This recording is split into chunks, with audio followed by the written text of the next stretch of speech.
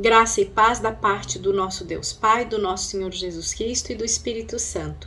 Retornamos hoje com mais um vídeo, a parte 4, com o título O que Jesus diz às igrejas, baseado nas cartas escritas às 7 igrejas na Ásia Menor, com instruções e direções da parte do nosso Senhor Jesus Cristo para aquelas igrejas e também para os nossos dias.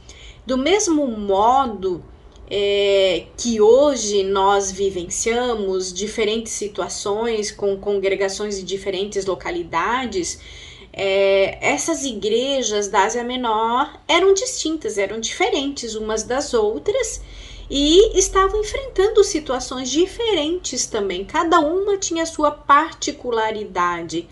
E ao considerar cada uma delas, a gente pode verificar que o que elas enfrentaram naquele tempo, nós enfrentamos hoje, né? Em tempo diferente, mas com situações semelhantes. Nós vamos começar a falar a respeito da igreja de Éfeso. Nos tempos antigos havia uma estrada tortuosa construída pelos romanos que ligava essas 7 cidades. E Éfeso era a cidade da região que vinha em primeiro lugar nessa lista, ou enfim, nessa estrada que levava a todas elas. E qual é a frase-chave que nós podemos trazer com base no que Jesus disse à igreja de Éfeso? Seria a frase: o amor importa. Por quê? Apocalipse 2:4, Jesus disse assim: vocês não me amam, nem amam uns aos outros, como no princípio. Então, esse amor existia no princípio, eles aprenderam a amar, a trazer esse amor de Cristo, mas com o tempo o amor foi se esfriando. E Jesus se importa com o amor. Então, Éfeso era uma das maiores cidades do Império Romano na época, com uma população de cerca de 250 mil pessoas e superada apenas em tamanho por Roma, Alexandria e Antioquia. Com acesso ao mar Egeu, Éfeso era a primeira e maior metrópole da Ásia e era chamada de a joia da coroa da Ásia Menor. Então, era a sede de das 7 maravilhas do mundo antigo, que era o templo da deusa grega Ártemis. Como sabemos, naquele tempo, os gregos, eles eram muito idólatras, então várias divindades eram cultuadas naquele meio. Fundada pelo apóstolo Paulo por volta de 52 depois de Cristo, a igreja de Éfeso foi novamente, ou melhor, foi notavelmente influente em toda a região. É bom ler o capítulo 19 de Atos, porque ele conta a história dos primeiros dias desta congregação. E ali Paulo ensinou diariamente por 2 anos, e como resultado de sua ministração, a palavra de Deus ela relata em Atos 19:10 que todos os que habitavam na Ásia ouviram a palavra do Senhor Jesus, assim como judeus e como gregos. Então a palavra de Deus ela foi espalhada a toda aquela região, foi ministrada por toda aquela região.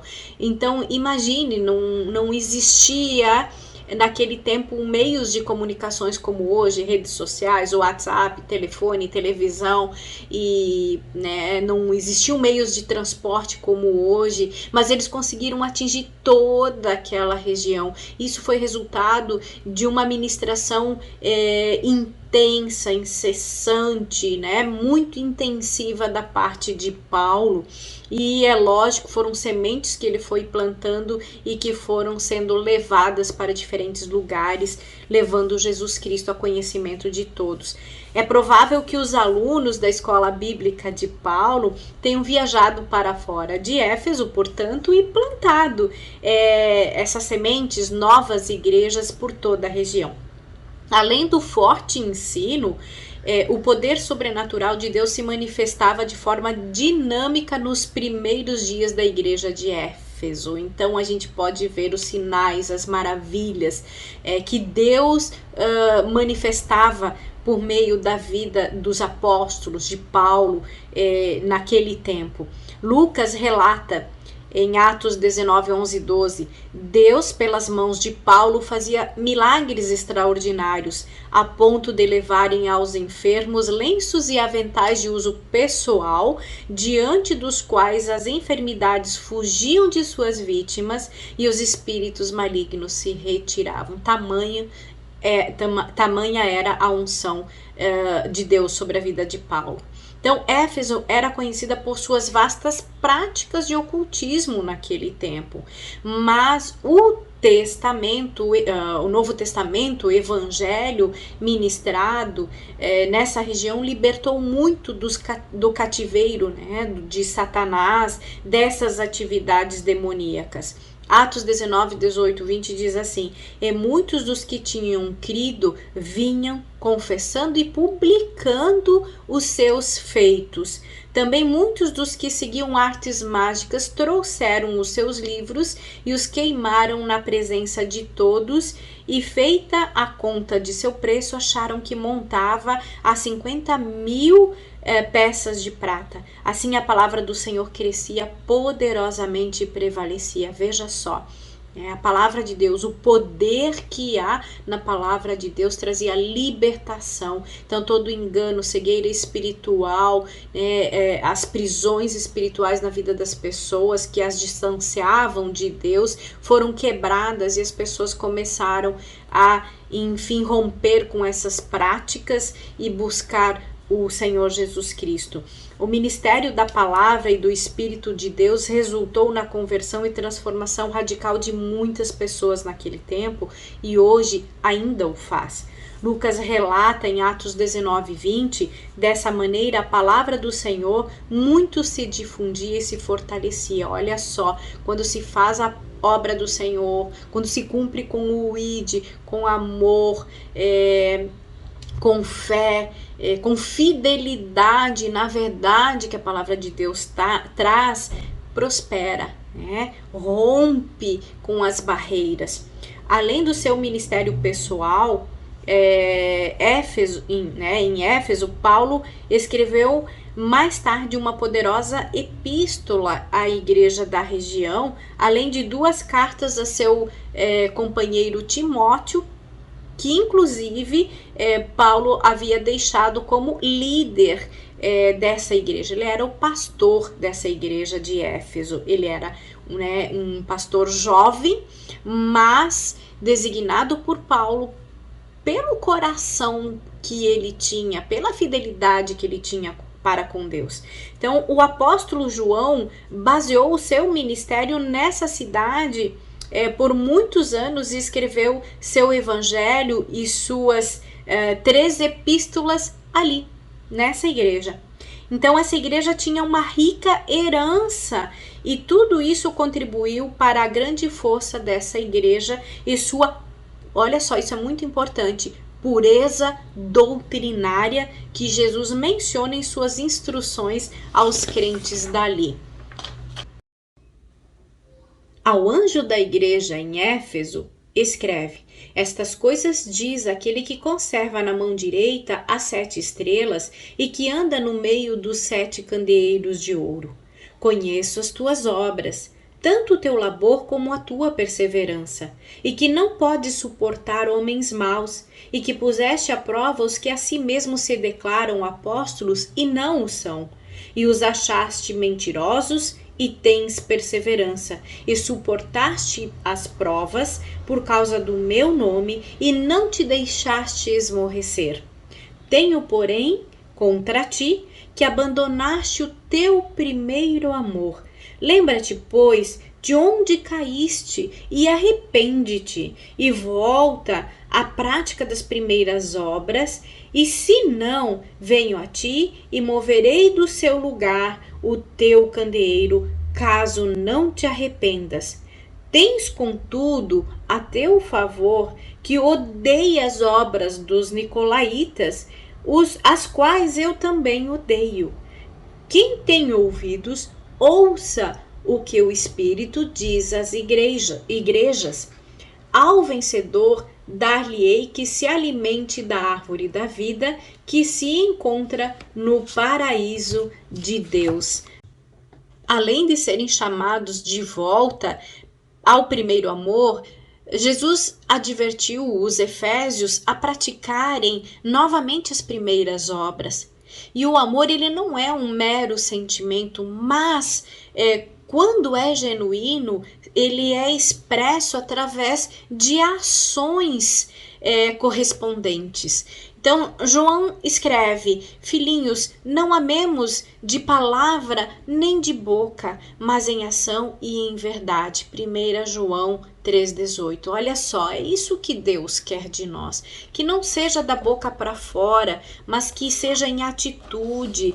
Quando a gente expressa aquilo que nós sentimos por Deus, pelo próximo, que é o amor que Deus deseja que a gente venha a sentir, quando a gente manifesta ou expressa através de atitudes, nós estamos representando a Jesus Cristo de uma maneira digna, assim como Ele o é, e assim podemos agradar a Deus.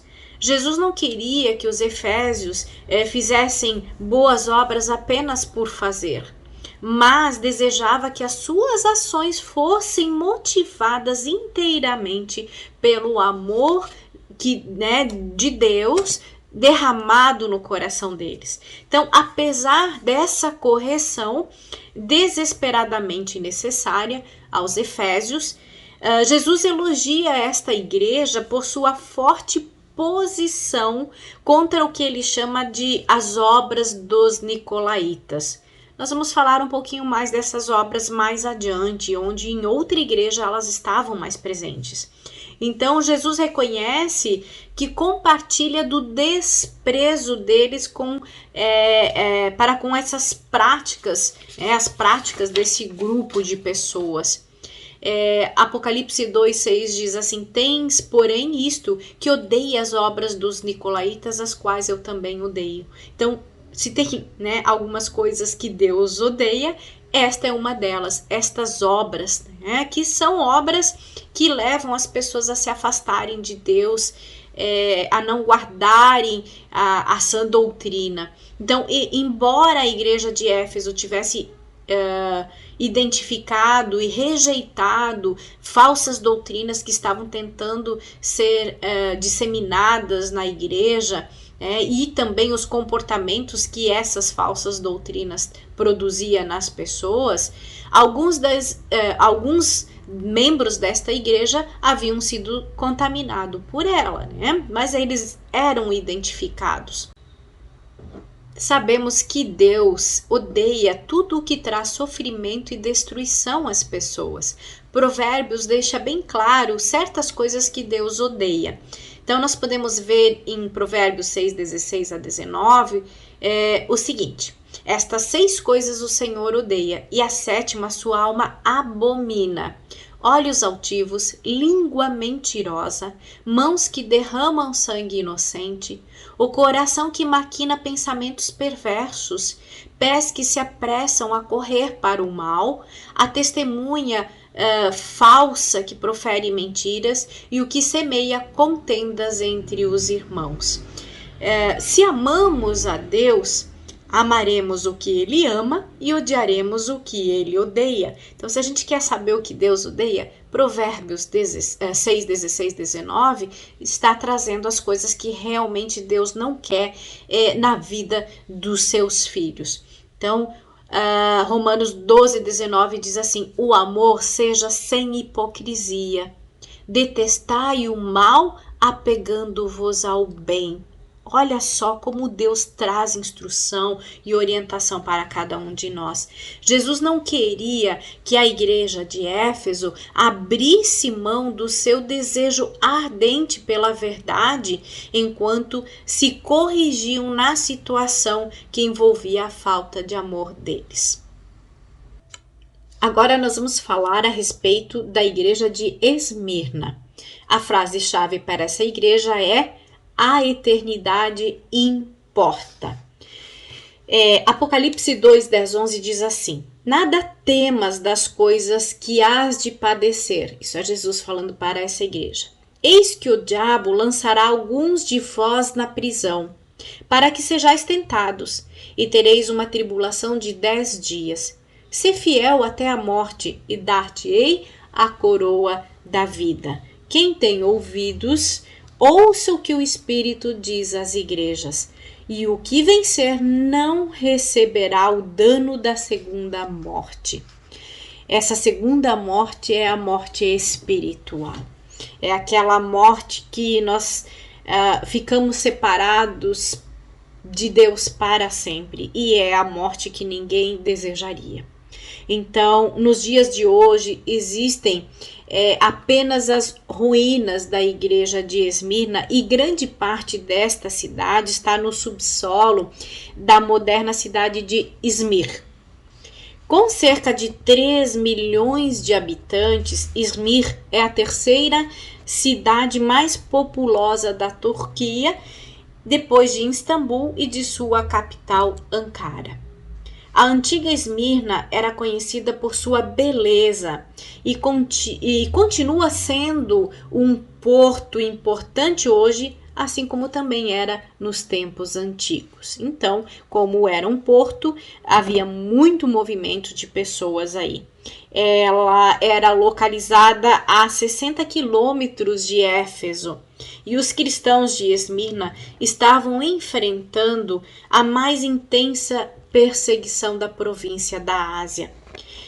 O papel das autoridades civis locais costumava exercer diversos níveis de hostilidade contra os crentes. E Esmirna era uma das igrejas cujas cartas elas não continham palavras de correção. E isso provavelmente se deve às extremas pressões que essas pessoas passavam, que a igreja estava passando, e Jesus sabia disso. Então, é a carta mais curta de todas as 7. E ela diz assim: ao anjo da igreja de Esmirna escreve: isto diz o primeiro e o último, que foi morto e reviveu. Conheço as tuas obras, e tribulação e pobreza, mas tu és rico, e a blasfêmia dos que se dizem judeus e não o são, mas são a sinagoga de Satanás. Nada temas das coisas que hás de padecer, eis que o diabo lançará alguns de vós na prisão, para que sejais tentados, e tereis uma tribulação de 10 dias. Sê fiel até a morte, e dar-te-ei a coroa da vida. Quem tem ouvidos ouça o que o Espírito diz às igrejas, e o que vencer não receberá o dano da segunda morte. Então veja que realmente não há correção para essa igreja. E quando Jesus diz assim, o primeiro, isto diz o primeiro e o último, quer dizer que ele é soberano, ele está sobre todas as situações. Aquele que foi morto e reviveu, quer dizer como essa igreja estava passando por uma situação difícil, na verdade, pessoas sujeitas à morte e à prisão. Jesus estava dizendo que eles também poderiam ser mortos, mas eles ressuscitariam e receberiam então, o galardão deles. Esses cristãos, eles haviam sofrido represálias econômicas muito severas por causa da sua fé, mas Jesus ele informou a eles que outras formas de perseguição também viriam. Jesus, ele prepara as pessoas para aquilo que há de vir, para aquilo pela qual teremos de passar. E no seu ministério terreno, Jesus advertiu os seus primeiros seguidores acerca da grande oposição e perseguição que viriam, e devemos nos preparar né? E assim como aqueles cristãos naquela época se prepararam. Sabemos que Apocalipse também diz que nos últimos tempos virão dias como nunca houveram na terra, de perseguição, de terror como nunca houveram. Então nós vamos ver ao longo das cartas como esses cristãos sofreram, padeceram, como alguns morreram de morte realmente, né, muito difícil, de uma morte terrível, mas que na verdade estas pessoas elas não negaram o nome de Jesus. Lucas 21, 12, 19 diz assim: mas antes de todas estas coisas lançarão mão de vós e vos perseguirão, entregando-vos às sinagogas e às prisões, e conduzindo-vos à presença de reis e presidentes por amor do meu nome. E vos acontecerá isto para testemunho. Proponde, pois, em vossos corações não premeditar como haveis de responder. Não precisamos nos preocupar com o que responder, porque eu vos darei boca e sabedoria a que não poderão resistir, nem contradizer todos quantos se vos opuserem. Assim como foi, né, com Estevão, o Senhor será conosco neste momento. Ninguém poderá resistir àquilo que o Senhor nos fizer falar. E até pelos pais, e irmãos e parentes e amigos sereis entregues, e matarão alguns de vós.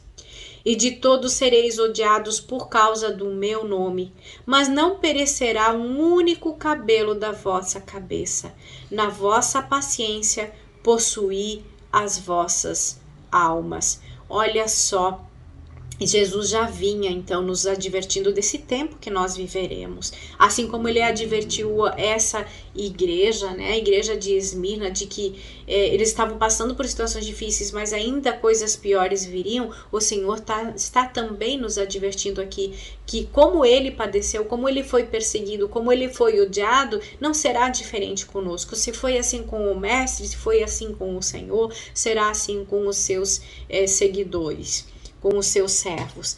Então, ser entregue às sinagogas, ele fala da perseguição religiosa que os cristãos sofreram e sofrerão.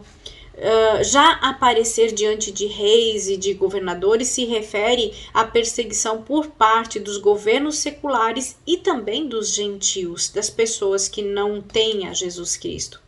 O fundamento da perseguição cristã é muitas vezes mal entendido, supondo que os cristãos eram perseguidos simplesmente porque eles criam em Jesus, mas não era simplesmente por isso. Em uma sociedade naquele tempo em que esses cristãos viviam, muitas divindades eram cultuadas, principalmente aí onde eles estavam vivendo naquela região. Então muitas divindades eram adoradas e acrescentar mais uma não tinha problema, e sim o fato de os cristãos não adorarem outros deuses, não se prostrarem de outros deuses, de realmente negarem essa idolatria a coisas, às pessoas e a outras divindades. Inclusive, os que eram as divindades que eram sagradas pelos romanos, elas não eram idolatradas pelos cristãos, e isso não era aceito naquele tempo pelas autoridades. Barclay, um comentarista bíblico, ele traz algumas percepções pela qual os cristãos eram difamados. Uma delas seria com base nas palavras: este é o meu corpo e este é o meu sangue. Então, naquele tempo, quando Jesus dizia isso, e os cristãos também participavam da ceia dizendo isso, né? Esse é o corpo de Cristo, é o sangue de Cristo que foi dado, derramado por nós. Divulgava-se naquele tempo que os cristãos eram canibais. Tanto que quando Jesus disse isso, muitos discípulos abandonaram ele, dizendo assim: o que você fala são coisas demais pra gente, é forte demais, é pesado demais, a gente não pode aceitar, e deixaram de seguir a Jesus Cristo por causa causa destas palavras. Segundo, os cristãos eram acusados de ateísmo porque os gentios não conseguiam entender a adoração sem imagem.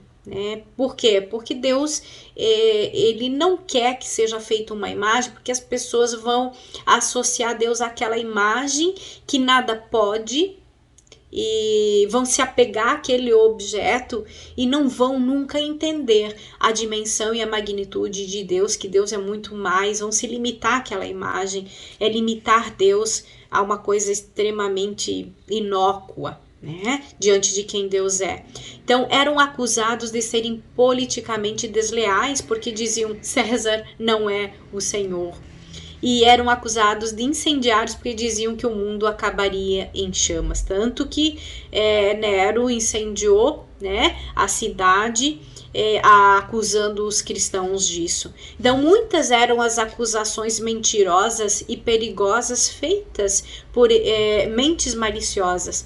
Pedro já havia dado diretrizes aos primeiros cristãos que viviam na Ásia e em regiões circunvizinhas a esse respeito. Ele disse assim: tendo o vosso viver honesto entre os gentios, para que naquilo em que falam mal de vós, como de malfeitores, glorifiquem a Deus no dia da visitação, pelas boas obras que em vós observem.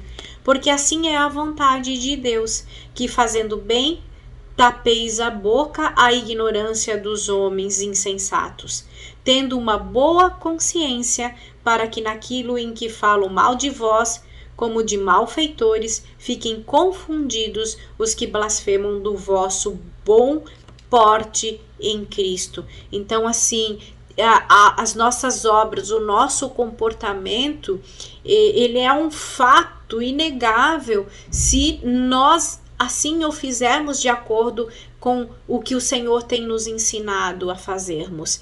Então, mesmo que falem mal, que blasfemem contra o cristão, se nós mostrarmos uma vida reta, de acordo com a palavra de Deus, alinhada com a palavra de Deus, eles terão de se calar. Porque, como se diz, contra fato não tem argumento. Mas é lógico que se a gente, pelo contrário, a gente se diz cristão, mas as nossas obras, as nossas práticas não são diferentes de quem não é, de quem não segue a Cristo, nós não somos diferentes deles e, portanto, nós somos blasfemados, nós somos sim, o corpo de Cristo é envergonhado, nós somos envergonhados e, portanto, o corpo de Cristo. 1 Pedro 4, 14, 16 diz assim: se pelo nome de Cristo sois vituperados, bem-aventurados sois, porque sobre vós repousa o Espírito da glória e de Deus. Quanto a eles, é ele sim blasfemado, mas quanto a vós é glorificado. Que nenhum de vós padeça como homicida ou ladrão, ou malfeitor, ou como o que se entremete em negócios alheios, mas se padece como cristão. Não se envergonhe, antes glorifique a Deus nessa parte. Olha só, se você tiver que padecer, não padeça como um ladrão, como um homicida, como um pecador, porque se padecer dessa forma, a gente sabe que não há salvação. Mas antes que se tiver que padecer, que a gente padeça como cristão, porque nisso há recompensa, nisso há galardão, há salvação. Então que a gente pratique as boas obras para as quais fomos chamados. Os cristãos de Esmirna sabiam que esse ensinamento traria graça e direção enquanto eles resistiam à perseguição que estavam vivendo. Um bispo da igreja de Antioquia, chamado Inácio estava a caminho de Roma para ser executado por servir a Jesus Cristo. Então ele passou algum tempo com Policarpo, que era bispo de Esmirna. E ambos haviam sido discípulos do apóstolo João. Então o tempo que eles passaram juntos deve ter sido um tempo de grande comunhão, de muita troca, de muita aprendizagem. E quando ele Inácio continuou seguindo sua jornada para Roma, ele escreveu cartas de encorajamento à igreja de Esmirna e também a Policarpo. Esmirna recebeu uma carta cerca de 20 anos antes da visita de Inácio, e essa carta era aquela carta que João tinha escrito por meio da revelação de Jesus Cristo às 7 igrejas. E ao testemunhar a ousada determinação de Inácio, de realmente se entregar às autoridades e não negar a Jesus Cristo, Policarpo, ele deve ter sido então lembrado das palavras de Jesus quando ele recebeu essa carta, onde ele disse assim: nada temas das coisas que hás de padecer.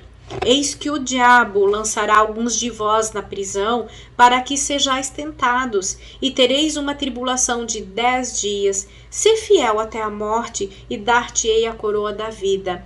Quem tem ouvidos, ouça o que o Espírito diz às igrejas. O que vencer não receberá o dano da segunda morte. Eu creio que essas palavras nunca tiveram tanto valor, tanto significado quanto neste tempo. E podemos dizer, a palavra de Deus, quando nós passarmos também por este tempo, que pelos sinais que a palavra de Deus traz, nós estamos vivendo sim os últimos dias. Se olharmos para o sistema religioso, econômico, mundial, essa nova ordem mundial que está sendo estabelecida, quantas coisas têm mudado e ainda vão mudar. Então, quando a gente viver esse tempo, quanto mais intenso for esses momentos, mais a palavra de Deus a respeito disso vai ter significado para nós, porque nós vamos estar vivendo aquilo que está escrito,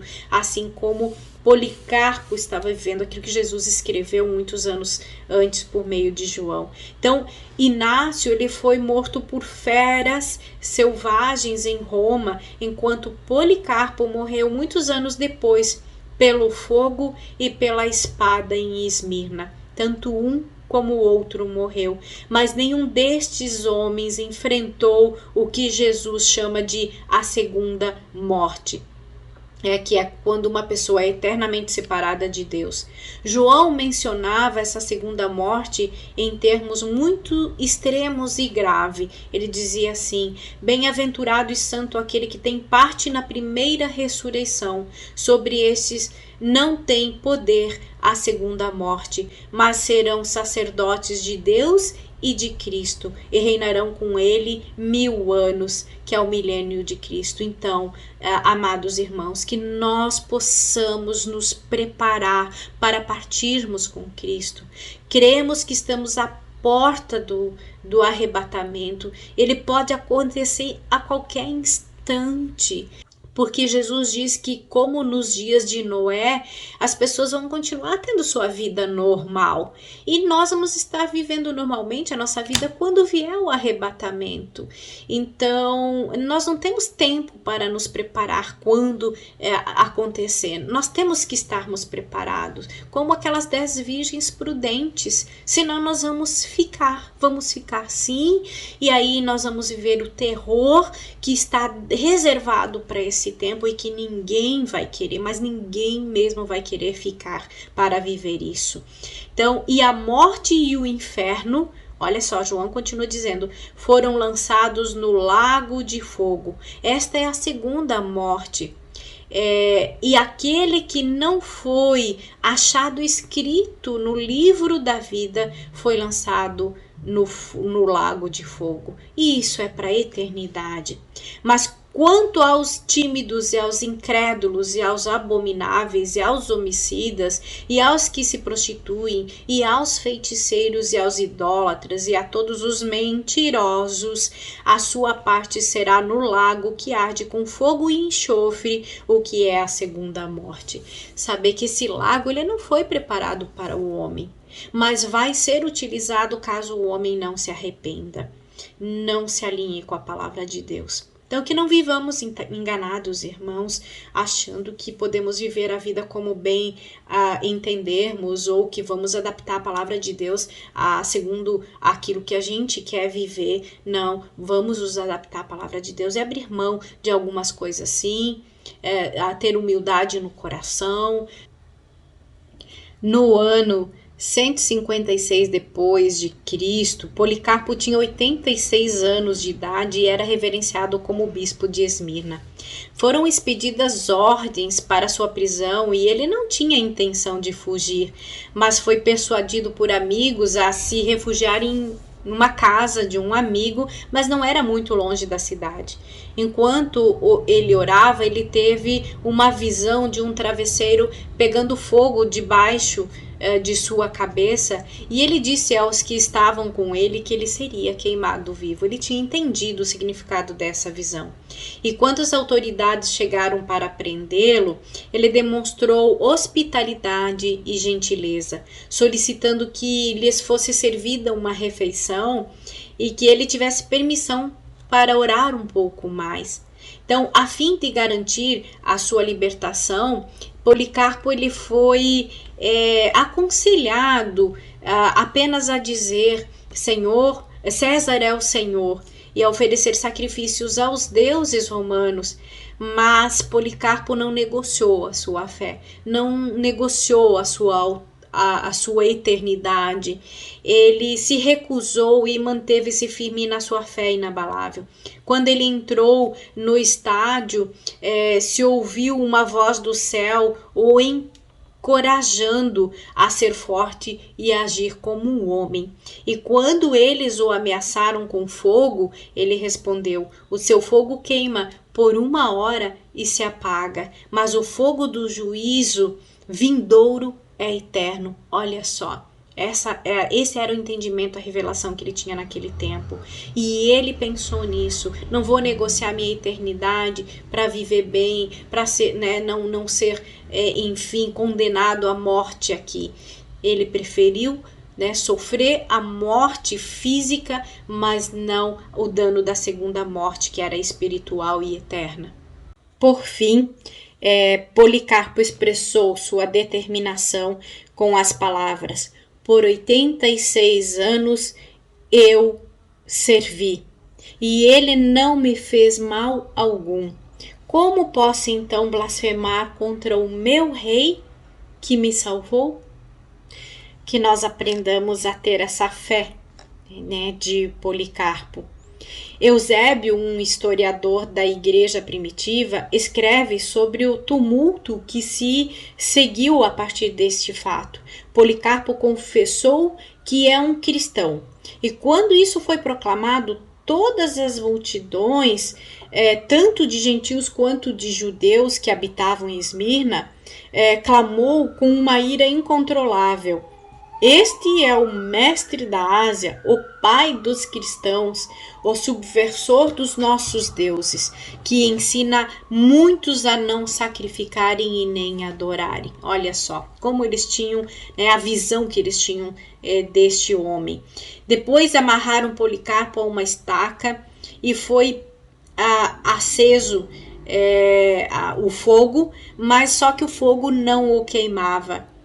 Em vez de cheiro de carne queimada, um aroma de incenso e especiarias preciosas era exalado.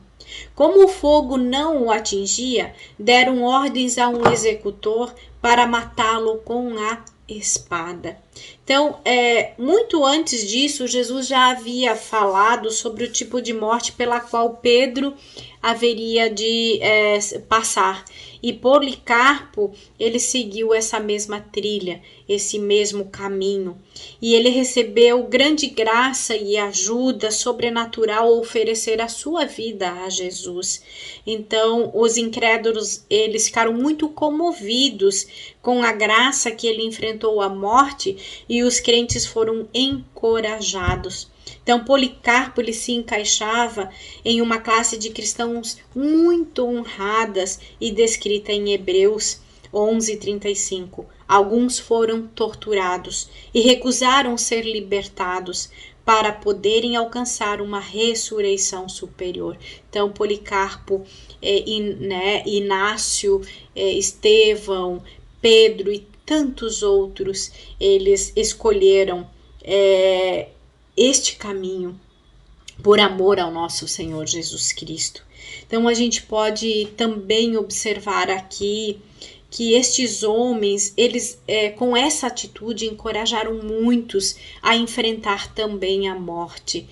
Então, se o inimigo achava que conseguiria intimidar e conseguiria fazer com que os cristãos, enfim, deixassem de pregar o evangelho por medo da morte, da perseguição, ele teve um resultado contrário, porque toda vez em que a perseguição ela se tornava mais acentuada, mais esses cristãos ficavam firmes, mais eles enfrentavam a morte, a adversidade, a perseguição.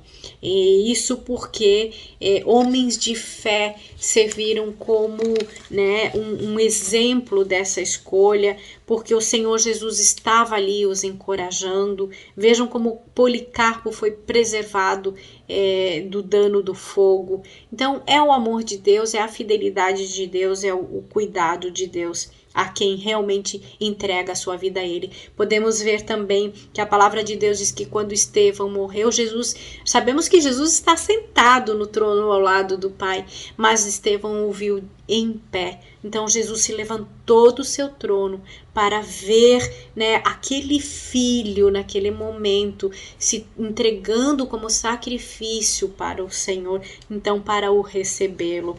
Nos dias de hoje, muito mais cristãos são mortos e torturados do que nos tempos da igreja primitiva. Porque hoje, né, se comparar aquele tempo, há muito mais pessoas no nosso planeta. E há, portanto, muito mais... hoje, né, há em torno de 260 milhões a mais de cristãos vivendo sob perseguição. E em 2019, aproximadamente 9.500 prédios de igrejas foram atacados.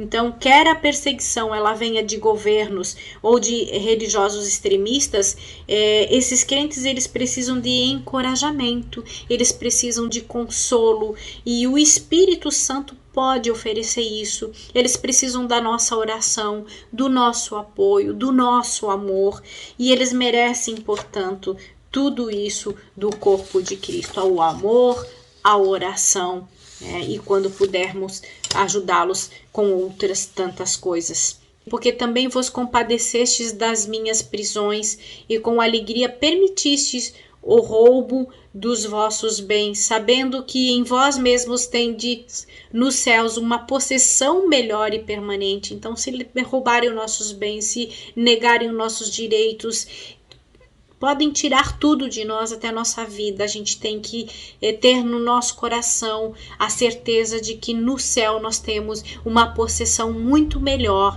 né? Nós temos posses. Jesus preparou para nós um lugar melhor e permanente, e que ninguém vai poder nos tirar.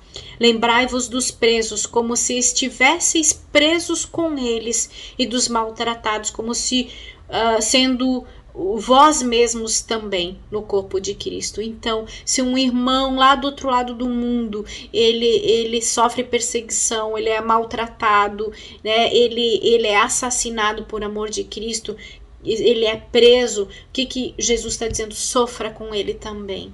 Né? Sinta com ele também por isso. Por quê? Porque nós fazemos parte de um corpo. Assim como se o dedinho do nosso pé estiver machucado, todo o corpo sofre por causa dele.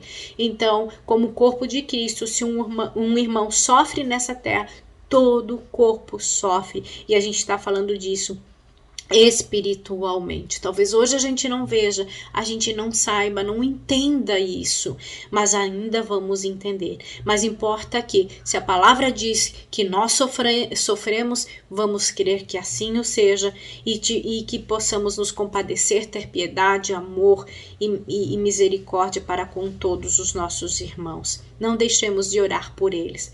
Precisamos dar crédito às palavras de Jesus e aceitar o que ele disse aos primeiros seguidores. Bem-aventurados sois vós quando vos injuriarem e perseguirem e mentindo disserem todo o mal contra vós por minha causa. Benditos somos nós. Exultai e alegrai-vos, porque é grande o vosso galardão. O que o Senhor está dizendo? Alegrai-vos. exultai, comemore, porque grande é o vosso galardão nos céus, porque assim perseguiram os profetas que foram antes de vós. Então, conosco não vai ser diferente. Jesus prometeu a coroa da vida aos cristãos de Esmirna e garantiu a eles que aqueles que vencessem não sofreriam os danos da segunda morte. Amém. Vamos lembrar disso e guardar no nosso coração. A igreja de Pérgamo. Para esta igreja, a frase-chave é: a verdade importa. Apocalipse 2, 14 e 15 diz assim: mas algumas poucas coisas tenho contra ti, porque tens lá os que seguem a doutrina de Balaão, o qual ensinava Balaque a lançar tropeços diante dos filhos de Israel, para que comessem dos sacrifícios da idolatria e fornicassem. Assim tens também os que seguem a doutrina dos nicolaítas, que eu odeio. Apocalipse 2, 14 e 15. Então, as ruínas da antiga Pérgamo ficam na cidade moderna de Bergama, a 80 quilômetros a norte de Izmir. Ainda há ruínas de inúmeros templos pagãos nesta cidade, e juntamente com as ruínas do anfiteatro mais íngreme do mundo antigo. Nos dias de João, Pérgamo era a sede do governo da província da Ásia. O que Jesus disse a essa igreja? E ao anjo da igreja que está em Pérgamo escreve: isto diz aquele que tem a espada aguda de 2 fios. Conheço as tuas obras e onde habitas, que é onde está o trono de Satanás. E retens o meu nome, e não negaste a minha fé, ainda nos dias de Antipas, minha fiel testemunha, o qual foi morto entre vós, onde Satanás habita. Mas algumas poucas coisas tenho contra ti, porque tens lá os que seguem a doutrina de Balaão, o qual ensinava Balaque a lançar tropeços diante dos filhos de Israel, para que comessem dos sacrifícios de idolatria e fornicassem. Assim tens também os que seguem a doutrina dos nicolaítas, o que eu odeio. Arrepende-te, pois, quando não em breve virei a ti, e contra eles batalharei com a espada da minha boca. Próprio Jesus resistirá àqueles que não se arrependerem. Quem tem ouvidos, ouça o que o Espírito diz às igrejas. Ao que vencer darei eu a comer do maná escondido, e dar-lhe-ei uma pedra branca, e na pedra um novo nome escrito, o qual ninguém conhece senão aquele que o recebe. Então aqui a gente pode ver que Jesus ele se apresenta à igreja de Pérgamo como aquele que tem a espada afiada de 2 gumes saindo de sua boca. E o significado disso está em Hebreus 14, 12. Pois a palavra de Deus é viva e eficaz e mais afiada que qualquer espada de 2 gumes. Ela penetra a ponto de dividir alma e espírito, juntas e medulas, e julga os pensamentos e intenções do coração. Olha só, a palavra de Deus é capaz de separar alma do espírito. Então, aquilo que a gente não sabe se é do espírito, se é da alma, nós não conseguimos entender, Deus separa, Deus traz à luz todas as coisas para que possamos percebê-las, entendê-las, e assim ele consegue julgar os pensamentos, as intenções do coração, ele consegue separar tudo isso, e ele virá com a palavra de Deus e assim será feito. Paulo também se refere à espada do Espírito, que é a palavra de Deus. O governador romano, ele dizia ter o direito à espada e também autoridade para impor pena de morte. Sim, como governador ele tinha essa autoridade. Porém, essa autoridade ela era natural e temporária. Já de Jesus ela era espiritual, é espiritual e eterna. E Jesus também trouxe o elemento espada, né? Colocando para este governador que ele estava acima dele. Talvez tenha sido este o governador que autorizou a morte de Antipas, o pastor da igreja de Pérgamo. A história diz que ele teve uma morte terrível, sendo assado dentro de um touro oco de bronze. Que crueldade, não consigo nem imaginar uma coisa dessa sem sentir uma dor no coração. Jesus o descreve como minha testemunha, meu fiel, o qual foi morto entre vós. Apocalipse 2:13. Antipas e João, eles teriam se conhecido e é provável que João tenha ordenado Antipas como o pastor desta igreja. Em seu julgamento, Antipas poderia ter negado Jesus e salvado a sua vida, mas ele se recusou a fazer isso. Assim como Policarpo, como Inácio, todos se recusaram. Ele se manteve firme e fiel, assim como os demais crentes de Pérgamo.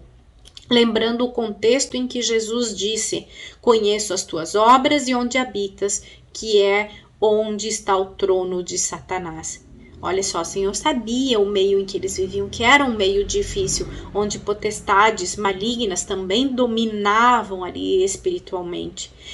E retens o meu nome e não negaste a minha fé, ainda no dia de Antipas, minha fiel testemunha, o qual foi morto entre vós, onde Satanás habita. Então Esmirna estava entrando em um período de perseguição enquanto Pérgamo estava saindo de vocês viram, igrejas passando por coisas diferentes ou semelhantes, mas em tempos diferentes. E hoje também é assim. Então ela passaria pelo que Esmirna já havia passado. Naqueles dias ser pastor era uma missão muito perigosa e ele era o alvo número 1 de ataque. E esse tempo voltará a existir, não é? Na verdade, existe para muitas pessoas no mundo. Nossa nação não vive isso, não temos ideia do que é ou como é viver dessa maneira, mas esse tempo virá para nós também. Então que tenhamos gravado no nosso coração a palavra de Deus, ler a palavra de Deus, ler a Bíblia, guardar no nosso coração é vital para a nossa sobrevivência, né, nesses tempos difíceis que virão, né? Nós oramos e cremos que a gente possa ser arrebatado e retirado daqui, né? Porque ninguém, como eu já disse antes, vai querer estar. Então, o fato de Jesus citar que Pérgamo era um lugar onde Satanás habita e onde está o trono de Satanás, demonstra que era um lugar de uma fortaleza demoníaca, de um poder intenso demoníaco. E os cristãos de Esmirna, eles enfrentavam a oposição da sinagoga de Satanás, da igreja de Satanás, indicando a oposição dos judeus, mas os cristãos de Pérgamo, eles tinham que contender com o trono de Satanás. Então, Esmirna, a oposição era a igreja e era o sistema religioso. Já Pérgamo contra o trono de Satanás, relacionando, na verdade, aos pagãos da época, ao governo da época. Então, havia muita idolatria para criar um ambiente hostil a quem seguia a Jesus Cristo. Vejamos. Pérgamo havia erguido um templo a César Augusto e a deusa Roma em 29 d.C. como centro para a província da Ásia, e sua política estava entrelaçada com a sua religiosidade. E era uma cidade conhecida pelos templos e muitas outras divindades também. Era o altar do deus Zoster, que quer dizer o Zeus, o Salvador. Até nisso, Satanás tenta imitar as coisas de Deus. Era de grande valor. E hoje o altar ele está em exposição no Museu de Pérgamo, em Berlim. Era um altar de um valor, né, financeiro muito alto. E ele foi escavado, removido e levado para esse museu. Um imenso complexo de cura ele foi dedicado a Asclépios Sóter. Asclépio, o Salvador, que era um deus pagão representado, olha só, por uma serpente sobre uma haste. Isso te lembra alguma coisa? Era uma combinação com um hospital e um resort e spa, um teatro e piscinas. Então as pessoas vinham de longe para buscar a cura neste templo, né, de Asclépio, o deus serpente. Então era um lugar onde realmente divindades e idolatria eram muito fortes, muito presentes. Então era um lugar realmente de muita batalha espiritual. Essa atmosfera espiritual opressiva, ela poderia representar um desafio, assim como também uma oportunidade para os cristãos. Embora esta igreja tenha permanecido fiel ao Senhor em meio à grande perseguição e também em meio à execução de seus amados líderes, nem tudo estava bem. Jesus teve de corrigi-los. Ele disse assim: no entanto, tenho contra você algumas coisas. Você tem aí pessoas que se apegam aos ensinos de Balaão, que ensinou Balaque a armar ciladas contra os israelitas, induzindo-os a comer alimentos sacrificados a ídolos e a praticar a imoralidade sexual. De igual modo, você tem também os que se apegam aos ensinos dos nicolaítas. Portanto, arrependa-se. Se não virei em breve até você e lutarei contra eles com a espada da minha boca. O próprio Jesus lutaria contra eles, hein? Então, essa doutrina que permitia a participação, agora nós vamos falar a respeito dessa doutrina dos nicolaítas, permitia a participação na idolatria e na imoralidade. Tornava os crentes mais semelhantes ao mundo, diminuindo assim a sua probabilidade de perseguição. Ser diferente do mundo tornava o cristão e torna ele mais perceptível, mais evidente. Então, as concessões, embora desagradem a Deus, elas permitem que você se misture com o mundo, e isso pode ser tentador para o cristão. Veja só, tem gente que recusou, né, aqueles líderes, aqueles pastores, Policarpo, Inácio, né, eles negaram isso. Eles preferiram sofrer a morte, enquanto que muitos, para não ser perseguido, para não estar evidente a fé, se escondem atrás de concessões. Vamos servir, mas não vamos servir 100%, vamos servir 50%, não é? Para a gente poder viver tranquilamente. Então, isso é negociar a sua fé, negociar a sua salvação, negociar a sua eternidade. Gente, será que isso não acontece no nosso meio hoje? Pensa, reflita sobre isso. Aliás, há 4 pontos importantes que nós precisamos ressaltar aqui. Jesus indica que essa doutrina deplorável era mantida e ensinada por alguns cristãos em Pérgamo. E ele faz uma conexão entre a doutrina de Balaão e os nicolaítas. E os elementos-chave dessas doutrinas similares envolviam idolatria e imoralidade. E a 4ª, Jesus afirma que, se não houver arrependimento, ele lutará contra eles com a espada de sua boca. Com a própria palavra de Deus, eles vão ser julgados. Éfeso havia resistido firmemente a essa doutrina dos nicolaítas, né? Jesus disse: tens, porém, isto, que odeia as obras dos nicolaítas, as quais eu também odeio. Então, Éfeso tinha isso como algo realmente valorizado por Jesus Cristo. E em contraste, os de Pérgamo, ele disse assim: assim tens também os que seguem a doutrina dos nicolaítas, o que eu odeio. Olha só, enquanto Pérgamo estava firme no amor e Éfeso fraca, Pérgamo estava com essas doutrinas, estava permitindo essas doutrinas falsas no seu meio, enquanto que Éfeso as identificava e as combatia. Então, quais eram as obras dos nicolaítas e qual era a doutrina deles?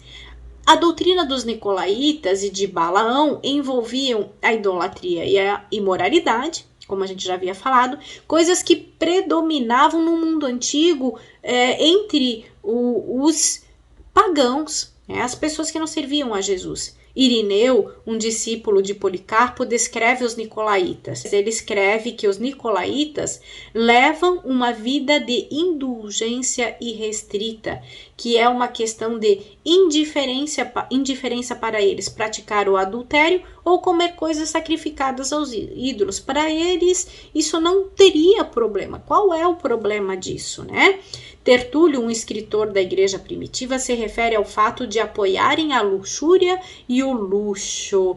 Gente, se a gente começar a observar, Satanás, ele deve ter percebido que quando ele impunha perseguição e morte aos cristãos, ao invés de fazer com que o evangelho se apagasse, as pessoas se apegavam muito mais a Cristo, muito mais firmemente, o evangelho se espalhava.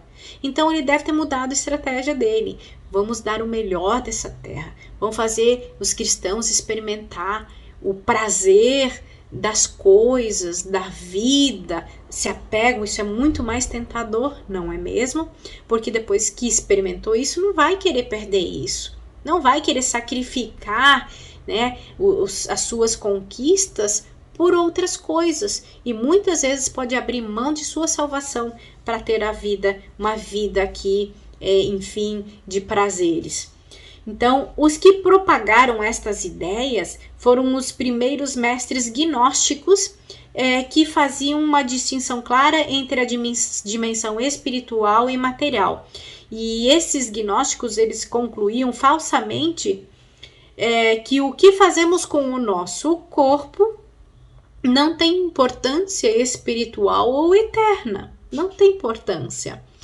O fruto da doutrina dos nicolaítas provavelmente era idêntico ao que Jesus descreve, pois certos homens cuja condenação já estava sentenciada há muito tempo, infiltraram-se dissimuladamente no meio de vocês. Estes são ímpios e transformam a graça do nosso Deus em libertinagem e negam Jesus Cristo, nosso único soberano e Senhor. Judas 1,4. Gente, olha só. Será que isso não está acontecendo no nosso meio? Será que aquela conversa, olha, Jesus disse assim, infiltraram-se dissimuladamente no meio de vocês e transformaram a graça de Deus em libertinagem. Não é isso que estão fazendo com a graça? Ah, não tem problema que você faz com o seu corpo, não tem problema se você é adúltero, não tem problema se a imoralidade sexual está na tua vida, não tem problema, a graça cobre, a graça de Deus cobre. Estão transformando a graça de Deus em libertinagem. Deus é santo e Ele deseja que assim a gente também seja como Ele, porque sem santidade ninguém verá a Deus. Então, essa doutrina dos nicolaítas, será que não está no nosso meio? Dos gnósticos, não está no nosso meio? Não importa o que você faz, a graça de Deus cobre. Gente, a graça de Deus não é uma cobertura para o pecado, ela é poder para não pecar, ela é poder de Deus para não pecarmos. Os cristãos que abraçam essa doutrina que Jesus odeia, não tem nenhuma diferença entre o estilo de vida do mundo e dos cristãos. Talvez ache que está salvo, né, que está agradando a Deus, mas vive a vida de quem não é cristão, como eles. E, portanto, quando chegar o dia em que Jesus vier nos buscar, vão bater na porta e vão dizer, deixe-nos entrar porque estivemos na igreja, nós pregamos o evangelho, nós, enfim, expulsamos demônios. E o que Jesus vai dizer? Não vos conheço. Então, tanto no Antigo Testamento como no Novo, Deus deixa claro que o seu povo não deveria ser como aqueles que não tinham aliança com Ele, mas ser um povo separado e santo para Ele. Pois vocês são um povo santo para o Senhor, o seu Deus. O Senhor, o seu Deus, os aconselhou, os escolheu dentre todos os povos da face da terra para ser o seu povo, seu tesouro pessoal. Olha só. Deuteronômio 7,6. Então, vocês, porém, são geração eleita, sacerdócio real, nação santa, povo exclusivo de Deus, para anunciar as grandezas daquele que os chamou das trevas para a maravilhosa luz. Antes vocês nem sequer eram povo, mas agora são povo de Deus. Não haviam recebido misericórdia, mas agora a receberam. Amados, insisto em que, como estrangeiros e peregrinos no mundo, vocês se abstenham dos desejos carnais que guerreiam contra a alma. Vivam entre os pagãos de maneira exemplar para que, naquilo em que eles os acusam de praticarem o mal, observem as boas obras que vocês praticam e glorifiquem a Deus no dia de sua intervenção. Então, que quando eles olharem para as nossas obras, boas obras, eles dizem glorificar a Deus e não maldizer por causa das obras. Então, ensinar o contrário a isso seria levar a concessão e a corrupção. E esse tipo de ensino em Pérgamo também era chamado a doutrina de Balaão. Ele era um visitante pagão, contratado por Balaque, que era o rei dos Moabitas, para amaldiçoar o povo de Deus.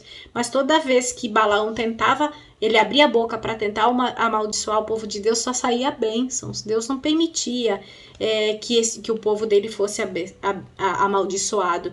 E como Balaão não conseguiu, porque Deus não o permitiu, ele aconselhou Balaque enviar prostitutas moabitas para seduzir os homens de Israel e a fazer com que eles pecassem, oferecendo sacrifícios aos seus deuses e sendo amaldiçoados. Ele arrumou uma estratégia para conseguir fazer com que o povo pecasse, perdesse a bênção de Deus, saísse debaixo da cobertura de Deus e desse ilegalidade para que Satanás pudesse entrar no meio deles e trazer destruição.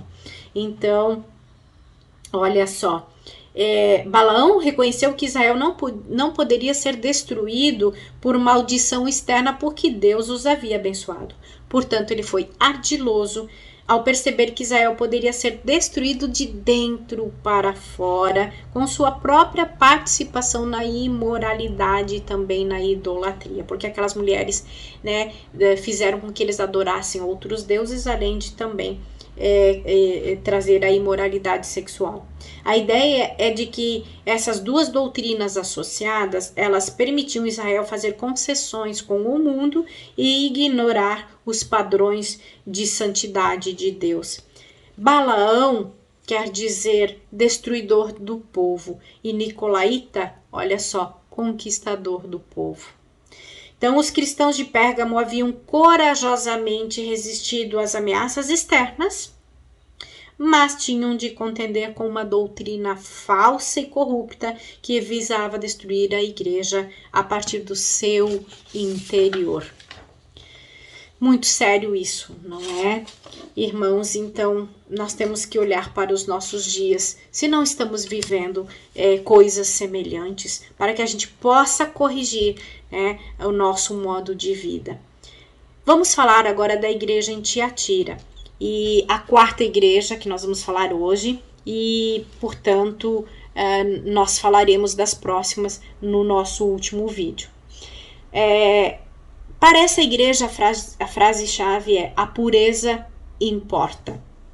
Tenho, porém, contra ti o tolerares que essa mulher, Jezabel, que a si mesma se declara profetisa, não somente ensine, mas ainda seduza os meus servos a praticarem a prostituição e a comerem coisas sacrificadas aos ídolos. Apocalipse 2:20. Veja só. Tiatira era uma cidade menor localizada a 64 quilômetros de Pérgamo, e nos dias de hoje as ruínas de Tiatira ficam no subterrâneo da cidade de Axar. Essa igreja, em termos de pontos fortes e fracos, ela era em alguns aspectos oposta à igreja de Éfeso.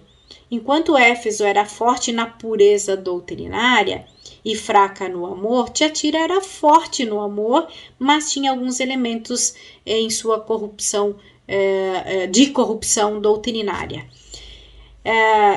Na carta que Jesus revelou a João, a essa igreja, ele diz assim: ao anjo da igreja em Tiatira, escreva: estas são as palavras do Filho de Deus, cujos olhos são como chama de fogo e os pés como bronze reluzente. Conheço as suas obras, o seu amor, a sua fé, o seu serviço e a sua perseverança. E sei que você está fazendo mais agora do que no princípio. No entanto, contra você tenho isso. Você tolera Jezabel, aquela mulher que se diz profetiza. Com os seus ensinos, ela induz os meus servos à imoralidade sexual e a comerem alimentos sacrificados aos ídolos. Dei-lhe tempo para que se arrependesse de sua imoralidade sexual, mas ela não quer se arrepender. Por isso vou fazê-la adoecer e trarei grande sofrimento aos que cometerem adultério com ela, a não ser que se arrependam das obras que ela pratica. matarei os filhos dessa mulher. Então todas as igrejas saberão que eu sou aquele que sonda mentes e corações, e retribuirei a cada um de vocês de acordo com as suas obras. Aos demais que estão em Tiatira, a vocês que não seguem a doutrina dela e não aprenderam, como eles dizem, os profundos segredos de Satanás, digo: não porei outra carga sobre vocês. Tão somente apeguem-se com firmeza ao que vocês têm, até que eu venha. Aquele que vencer e fizer a minha vontade até o fim, darei autoridade sobre as nações. Ele as governará com cetro de ferro e as despedaçará a um vaso de barro. Eu lhes darei a mesma autoridade que recebi de meu Pai. Também lhe darei a estrela da manhã. Aquele que tem ouvidos, ouça o que o Espírito diz às igrejas. Então, essa igreja, ela é elogiada por Jesus por 5 aspectos: por suas obras, por seu amor, seu serviço, sua fé e sua paciência. Ele até cita que as boas obras dela estavam aumentando. Posso ver sua melhora constante em todas as coisas. Apocalipse 2:19. Apesar desses elementos positivos, nem tudo estava bem. Havia um líder religioso nessa igreja que, como um câncer que adoece o corpo, estava pregando a imoralidade e a idolatria, né? E estava fazendo com que fossem aceitáveis e compatíveis com a fé cristã. Então, é provável que o ensino da igreja de Pérgamo, ele estava sendo aceito, ele estava afetando aquela igreja e ele estava sendo aceito, né, sendo seguidos por alguns cristãos. Já em Tiatira existia uma pessoa que era peça-chave, líder-chave, promovendo de forma agressiva essa doutrina. Então Jesus, ele utilizou o nome Jezabel para pintar uma imagem do que estava acontecendo na igreja deles.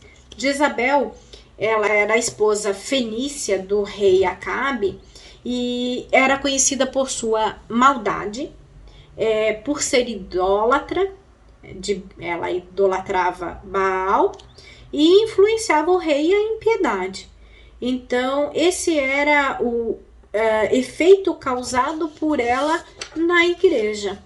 No entanto, Jesus diz assim: contra você tenho isto, você tolera Jezabel, aquela mulher que se diz profetiza. Com os seus ensinos, ela induz os meus servos à imoralidade sexual e a comerem alimentos sacrificados aos ídolos. E Jesus diz que deu tempo para ela se arrepender, mas ela não se arrependeu. Então, nesse versículo, a palavra prostituição é a palavra porneia, de onde vem a palavra pornografia. Além de dar permissão aos cristãos para participar de atividades sexuais proibidas, essa falsa mestra tolerava também que os cristãos participassem de práticas idólatras dos pagãos. Deveria ser um ensino muito atraente, muito tentador naquela época aos cristãos, porque dava a eles a ideia de que poderiam se encaixar na sociedade e também ter um relacionamento com Deus. Temos que cuidar, né? Não podemos achar que a gente pode ter um pé no mundo e ter um relacionamento com Deus. Como Jesus disse, quem me dera se você fosse quente ou frio, porque se você é quente, lógico, você está comigo. Se você é frio, você sabe que você está errado, é uma escolha sua, você sabe que está afastado de mim, mas você é morno, ou seja, você acha que você tem um relacionamento comigo, mas você não tem. Então, Tiatira tinha diversas associações naquele tempo comerciais e cada uma delas tinha uma divindade como um patrono. E é provável que essa mestra ela tenha dado permissão para os cristãos participarem talvez de rituais pagãos associados às suas profissões para trazer prosperidade, promoção, enfim, manterem seus empregos. Então, esses cristãos não se diferenciavam em nada quanto ao seu estilo de vida em relação àqueles que não serviam a Jesus. A imoralidade e a idolatria foram denunciadas no Novo Testamento e proibidas quando os líderes da igreja primitiva consideraram em relação entre a lei e a graça. Pareceu bem ao Espírito Santo e a nós não impor a vocês nada além das seguintes exigências necessárias: que se abstenham de comida sacrificada aos ídolos, do sangue, da carne de animais estrangulados e da imoralidade sexual. Vocês farão bem em evitar essas coisas, que tudo lhes vá bem. E o fato de estarmos sob a nova aliança não significa que Deus não tem padrões e que, não deseja a santidade de nós. Pelo contrário, nós somos chamados a ser santos, separados para o Senhor. Paulo descreve o plano de Deus para nós. Entretanto, o firme fundamento de Deus permanece inabalável e selado com essa inscrição: o Senhor conhece quem lhe pertence, e afaste-se da iniquidade de todo aquele que confessa. Afaste-se da iniquidade todo aquele que confessa o nome do Senhor. Pedro instrui os cristãos no sentido que suas vidas devem ser distintas, diferentes das dos incrédulos. Então, o que Jezabel estava promovendo era uma subversão do pensamento e da doutrina do Novo Testamento. Podemos ver que Jesus ele tem fortes sentimentos em relação a qualquer doutrina que corrompa e que comprometa a sua igreja. Então, Jesus ele realmente se preocupa com a igreja, ele dá tempo para o arrependimento, ele dá tempo para que a gente entenda a condição de pecado em que vivemos, podemos estar vivendo, e ele está pronto para nos perdoar, mas a gente precisa entender e dar o passo para isso. Então a misericórdia de Deus é vista no fato de o juízo não vir imediatamente, no fato de haver oportunidade de arrependimento, mas devido à obstinação e persistência em promover doutrinas falsas e perniciosas, o juízo virá e será severo, Então nós temos que cuidar, porque Deus leva muito a sério essa questão dos ensinos, do ensino de falsas doutrinas. Como diz o Senhor, é melhor antes que seja amarrado uma pedra no pescoço e seja afundado do que você ensinar aquilo que vai contra a palavra de Deus, distorcer a palavra de Deus. Então a imagem descrita nesse versículo que matarei os seus filhos, que Jesus disse a Jezabel, ela é forte, mas provavelmente Jesus estava se referindo aos filhos espirituais gerados por essas falsas doutrinas, por aqueles que abraçam essas doutrinas. Podemos verificar que Jesus menciona que alguns cristãos em Tiatira não têm essa doutrina e que não conheceram, como eles dizem, as coisas profundas de Satanás, não abraçaram isso. Eles haviam mantido a pureza doutrinária e foram advertidos a se apegarem firmemente ao que eles tinham. Isso revela a importância de não aceitarmos uma doutrina só porque os outros da igreja aceitam, só porque todos aceitam. É importante julgar tudo o que é ensinado na igreja com a palavra de Deus e não apenas seguir a multidão, que é o efeito manada. Nós temos que parar e analisar. Essa é a carta mais longa das 7 cartas e comunica o quanto Deus valoriza as boas obras do amor e o quanto é intolerante às falsas doutrinas que levam as pessoas a trilharem caminhos de destruição e de morte. Jesus está comprometido com a saúde e a pureza da sua igreja. Amém?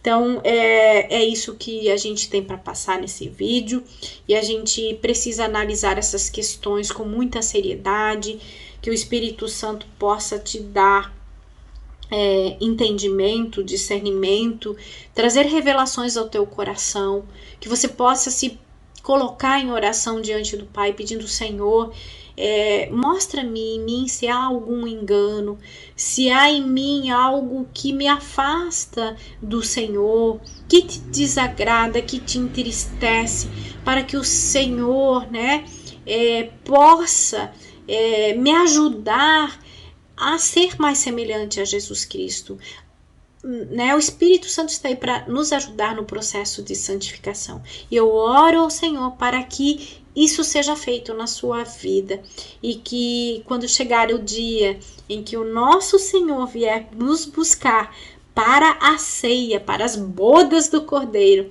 né, a gente possa subir com Ele. Então, isso tudo depende das escolhas que fazemos hoje, da seriedade com que realmente a gente vive a palavra de Deus. Então, agradeço por estar, né, acompanhando, assistindo esses vídeos e espero encontrá-los até o próximo e o último vídeo. Amém? Então, até mais. Que a graça de Deus seja sobre a sua família, a sua casa, a sua vida. Deus te abençoe e te guie em todo o tempo.